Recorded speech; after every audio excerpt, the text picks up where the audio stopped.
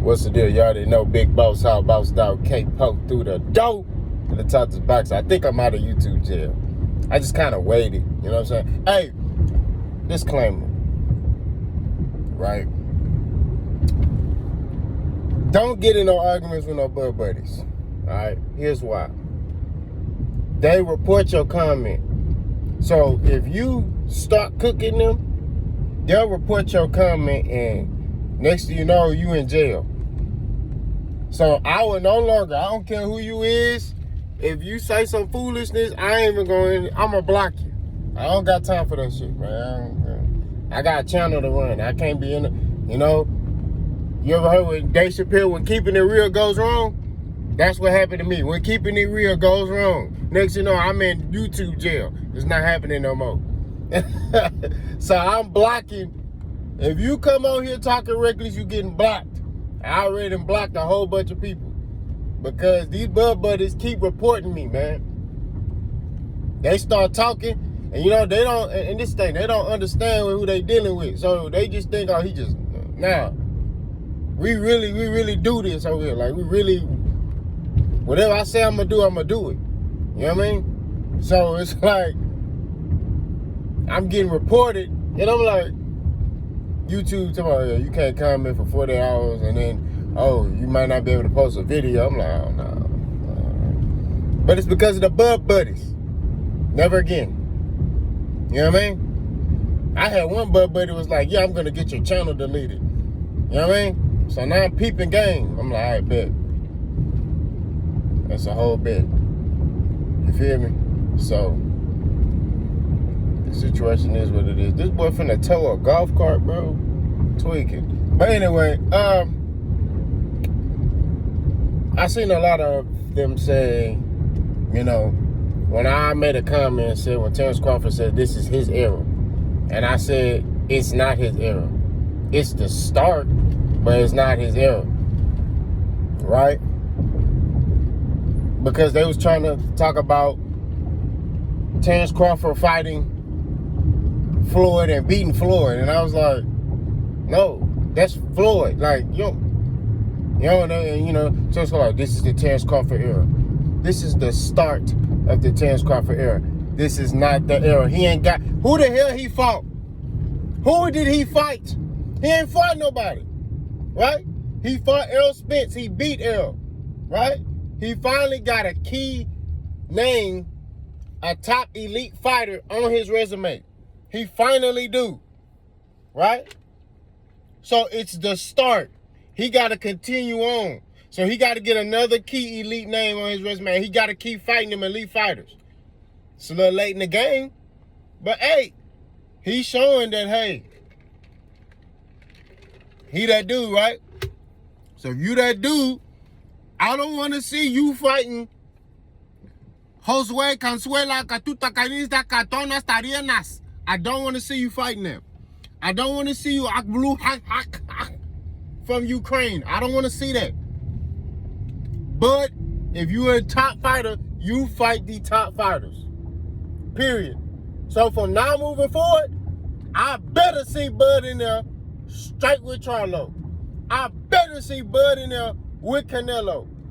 I better see Bud in there at a catchweight with Jamal Charlo. I want names. I want top fighters. That's what I want. When you say you that dude, there are expectations you got to live up to. So I don't want to see him in there with nobody that's not supposed to be, he ain't supposed to be in there with. I don't care. So his next fight better be a top fighter. And his next fight after that better be a top fighter. And his next fight after that better be a top fighter. When you the best, you fight the best. That's the expectation I have for Errol. And Errol always fought top fighters. So now, Bud, since you beat the top guy at your division, you have those expectations now. So you need to make your next fight against a top fighter. I don't want to see you in there talking about I fight Ugas. No. I don't want to see you in there with Jose Benavidez Jr. again at 154. No. So if you go to 154, Eric Salubin, Brian Castano, Brian Mendoza, or Charlo. That's it. I want to see you in there with names. I don't want to see you in there with no C-level fighters and you trying to tell everybody that this dude is a top fighter like you did David Ebenezer. I don't want to see that. It's the start of his era. This is the start of the Terence Crawford era. This ain't the Terence Crawford era. Okay? If you talking about that past, you could throw that shit in the trash because he ain't fought nobody in the past.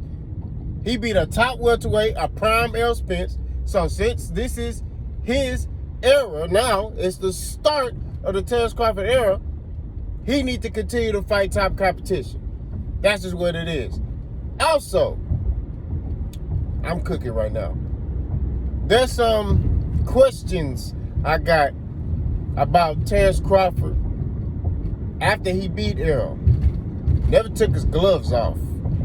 One of my, subscribers, family members, shout out to you, brought that up. They said, he never, after you fight, you take your gloves off. The nigga he walked out the ring with his gloves on. You know what I mean? So, I don't know, man. Like I say, Terence Crawford was on the Bob Arum, and then he trained with Victor Conte.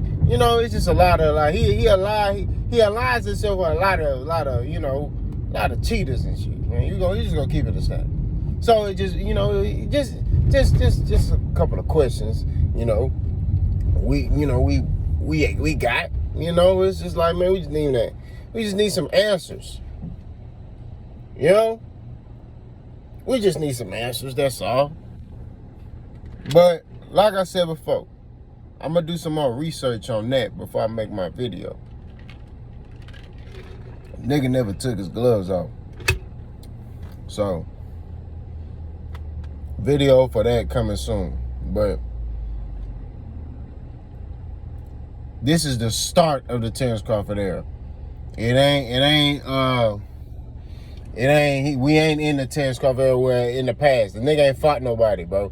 I don't care what the hell y'all niggas talk about. I don't care. At 140, who he beat to become undisputed? Name some names. And were they top fighters? Hell no. You know what I'm saying? That's what it is. Now, granted, is it his fault? No. You know what I mean? It's just, there was nobody at 140 at that time. You know what I mean? So, but he did what he needed to do. He became undisputed. He made it cool for people to be, think about undisputed. And now, he's going to be at 154. He became undisputed at 147. He skipped the line for a lot of people. He didn't have to fight a lot of people. He got the Errol fight. He beat Errol fair and square. Now, he going up to 154 trying to get a Charlo fight. So we shall see how this thing pans out. You know what I mean? But I stand on my 10. The nigga, this talking about we in the Terence Crawford era. It's the start of the era. You ain't fight. You beat one dude, Errol. You get credit, 1,000 for that. Now, you need to fight killers all the time. That's it. That's the expectations. I hope that Terence Crawford see this video. You only fight killers. That's it. You start trying to fight these C-class fighters, that's why you get charged up about how you get charged up. Because you be fighting these below average fighters. You know what I'm saying? Ain't no need for that no more. The expectations is high now, right? You say you that dude, you say you that nigga. The expectations is high now. You fight top fighters. So the next fight better be Jermell Charlo. The one after that better be Canelo. You better call Canelo and be like, hey, if he's successful against Jermell Charlo, which I don't know. I don't know about that one. I ain't gonna lie to you. Like I told y'all, Jermell Charlo got to be perfect for just a split second. Terence Crawford got to be perfect for 12 rounds against Jermell Charlo. Understand that. All Charlo got to do is line him up. It's a wrap. I'm telling you. All it takes is if there's an opening, it's a wrap. I'm telling you this. I stand on you can say whatever you want to say. Oh, Errol beat up Charlo in sparring. It's different. Sparring is different from being under them lights. You know what I mean? That's what it is.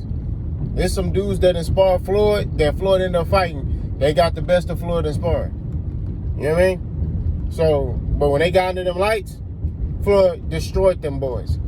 Understand that. You feel me? So, like I keep saying, man, at the end of the day, spade to spade. It's time for Bud to fight top competition all the time. All that, oh, I'm going to go fight. This nigga go fight a C-level fighter, he getting cooked. I'm telling you, I'm cooking that nigga. I don't care about none of it. Y'all can get mad at me how you want to. Right? I didn't have to worry about that with Errol. Because Errol fought top competition. And watch, he's still going to do the same thing.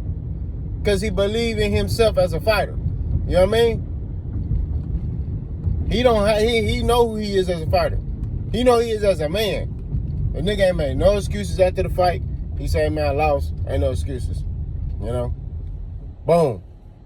Watch this nigga come back. If it ain't Bud, it's going to be somebody, a top fighter at 54. I'm telling you this. He ain't going to fight no tune-up. It's going to be... Now, granted, do I think he need to fight a tune-up at 54? Yes. Not going to lie to you. Hey, man, go up there, fight a tune-up, whatever. But watch Errol don't fight a tune-up. This nigga going to go up there. If it ain't the Bud fight, it's going to be another top fighter at 54. It might be X and Lubin or something. You know what I mean? That's a good-ass fight. I ain't gonna... Errol Spence versus X and Lubin, that's a good-ass fight. I ain't gonna hold you. That's a good-ass fight. That's a dream fight for me, man. For real. X and Lubin versus Errol Spence?